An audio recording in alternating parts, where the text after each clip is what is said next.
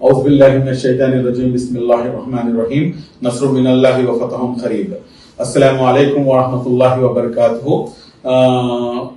ఇప్పుడే జస్ట్ కాసేపు ముందు మన గౌరవ ముఖ్యమంత్రి వర్యులు మాన్యశ్రీ శ్రీ నారా చంద్రబాబు నాయుడు గారు ఏ రకంగా అయితే ముస్లిం సమాజంపై ఆయనకు ఉన్నటువంటి చిత్తశుద్ధి, అదేవిధంగా ముస్లిం సమాజం ఆయనపై ఉన్నటువంటి నమ్మకం ఏదైతే ఉందో ఆ నమ్మకాన్ని ఎక్కడ కూడాను ఒమ్ము కానికుండా ఇప్పుడు ప్రెసెంట్ ఆయన ఒక కాల్ కాన్ఫరెన్స్ అనేది తీసుకొని, ఒక కాన్ఫరెన్స్ కాల్ అనేది తీసుకొని అందరితో కూడాను ఆయన మాట్లాడడం జరిగింది.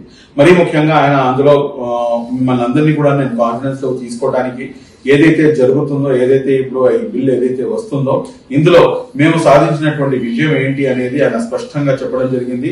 వక్ఫ్ బై యూజర్ మరియు అదేవిధంగా ఇంకా 3 అంశాలని ఏదే విధంగా అయితే ఆయన చెప్పారో ఆ అంశాలన్నింటినీ నిన్నటి నుంచి మీడియాలో మొత్తం కూడా సర్క్యులేట్ అవుతున్నాయి. 4 అంశాలు ప్రధానంగా టీడీపీ డిమాండ్ చేస్తుంది. అందులో నుంచి 4వ అంశం వచ్చేసి ముస్లిం ఏతరులను ఏదైతే వక్ఫ్ బోర్డులో తీసుకునే అంశం ఏదైతే ఉందో వాళ్ళని దీంట్లోకి నాన్ ముస్లిం ఇంటర్ఫిరెన్స్ ఏదైతే ఉందో దాన్ని మేము ఎట్టి పరిస్థితుల్లో కూడాను మేము యాక్సెప్ట్ చేయము అని చెప్పేసి, దానిపై మేము పోరాటం చేస్తాము అని చెప్పేసి కూడాను ఈ సందర్భంగా ఆయన టెలికాన్ఫరెన్స్ లో చాలా స్పష్టంగా చెప్పడం జరిగింది.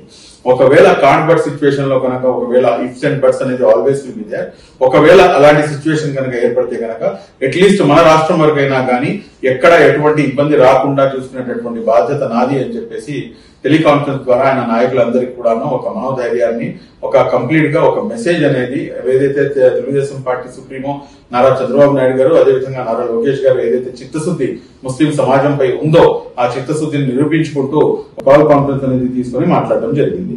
ఇందులో నేనైతే చాలా స్పష్టంగా చెప్తున్నాను, ఒకవేళ ఇన్షాల్లా ఇన్షాల్లా ఇన్షాల్లా సుమ్మా ఇన్షాల్లా ఖచ్చితంగా నాకైతే పూర్తి నమ్మకం ఉంది. ఎందుకంటే ఖచ్చితంగా ఈ అంశంపై ఆయన ఒప్పించాల్సినటువంటి అవసరం ఉంది, ఒప్పిస్తారు అని చెప్పేసి కూడా నేను భావిస్తున్నాను.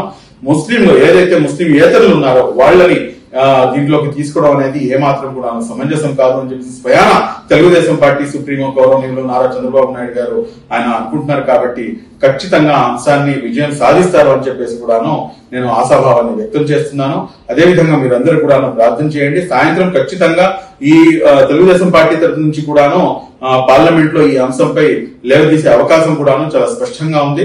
ఇన్షాల్లా 4వ అంశంలో కూడాను పూర్తి విజయం ఇన్షాల్లా. ఇప్పుడు దాకా అయితే ఏదైతే ఈ 3 అమెండ్మెంట్స్ మనం యాక్సెప్ట్ చేసుకున్నామో, యాక్సెప్ట్ చేయించాము కేంద్ర ప్రభుత్వం ద్వారా, దీని వల్ల almost 55 to 60% of the problem solve అయింది.